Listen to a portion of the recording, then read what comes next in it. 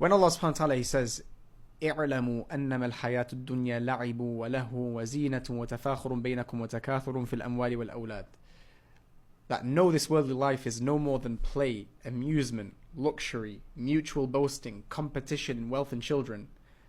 You'll notice something very interesting about the ordering of how Allah has listed these things. If you think about it, when someone is first born, a baby, in its first years, what is the only thing that it wants to do? Play, right? It just wants to run around and play games and jump on top of you and be carried around and thrown about. That's all the baby cares about. Play, play, play, play. But then when the baby grows up a little bit more, it becomes about amusement. They reach their teenage years and it's about amusement. They want to go out with their friends to the cinema. They want to go shopping. They want to do all of these things and restaurants and whatnot. It becomes about amusement. They just want to go out and have fun. And when that teenager grows a little bit more, it becomes about luxury. Okay, I need to make some money now. I need to have the nicest clothes, the top fashion, the best, PlayStation out there. It becomes about having the best things. Dunya. And when that person grows a little bit more and becomes an adult and they've tasted a bit of that luxury, you could say, it becomes about boasting. Look at my house. Look at my car. Look at this. Look at that. They start showing off their items that they've managed to achieve in this dunya. And when that person grows even more and they get married and they start growing in their wealth, they become rich, they become having lots of children. There's nothing more to this life other than just increasing in wealth and increasing in children, right? And then their life ends. So here, it's almost like Allah has mentioned the circle of life, where you start off and you play, then you just want to have fun, then you just want to have luxury, then you just want to boast about your luxury, and then you want to have competition in your wealth and children because the luxury is all done now, you're sick of it now, khalas, and then you die.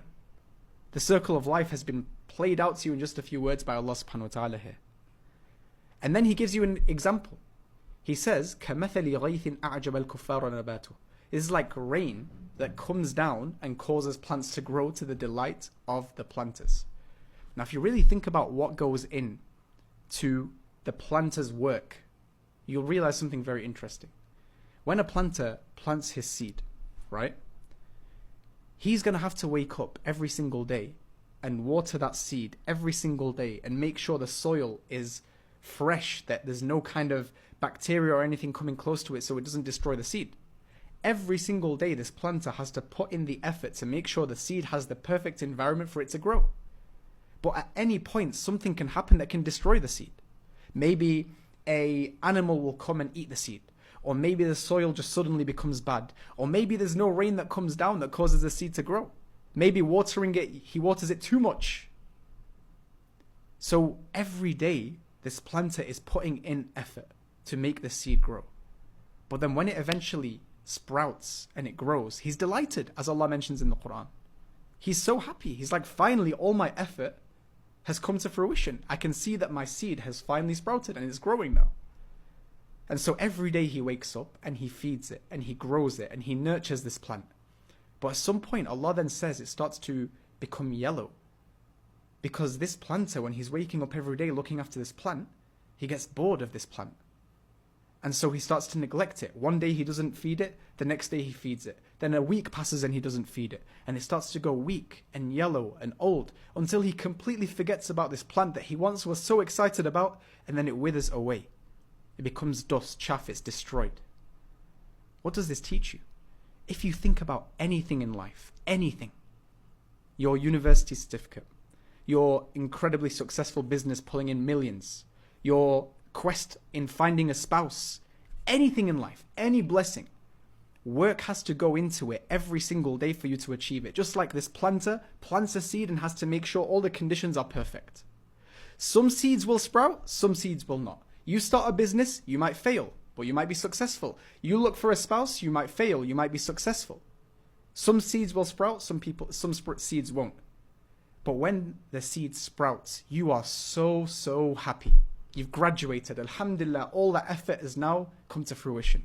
You've got this successful business, Alhamdulillah, now I have financial freedom. You've got that spouse, Alhamdulillah, I can now build a companionship with someone else. I can now fulfill my desires. But then every day you wake up and you enjoy it and you feed this plant and you give it so much importance and care. But eventually there comes a point where that excitement you had in the beginning when you achieved these things starts to go yellow. You stop kind of giving it this happiness and this importance that you once gave it. Suddenly having a spouse is no longer that exciting. Suddenly having the university certificate, you don't even think about it. Suddenly this business pulling in millions, you realize these millions don't have an effect on your happiness. Wallahi, I saw Andrew Tate say in a video that came up on my feed that he's bored, doesn't know what to do in life. And he can do anything, he can buy anything, right? It goes yellow. Everything in this life goes yellow. And eventually it withers away and gets destroyed. You see how powerful this analogy is just through reflection. So you think, okay, what are my priorities in life? I want to get married.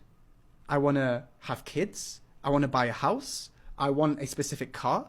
I want a business that's successful. I want a university certificate. Whatever it is in your life, when you get it after all this hard work, you will be so happy. But there will definitely come a point where it becomes something that you don't even care about. It'll go yellow and it will wither away. This is the example of this life. And then Allah subhanahu wa ta'ala, He continues the verse and He says, وَفِي الْآخِرَةِ عَذَابٌ شَدِيدٌ وَمَغْفِرَةٌ مِنَ اللَّهِ وَرِضْوَانٌ. In the hereafter, now Allah's shifted from this life to the hereafter. And He said there's either going to be severe punishment or forgiveness from Allah. Meaning Allah's given you the example of this life. This is what life is. You want to chase it?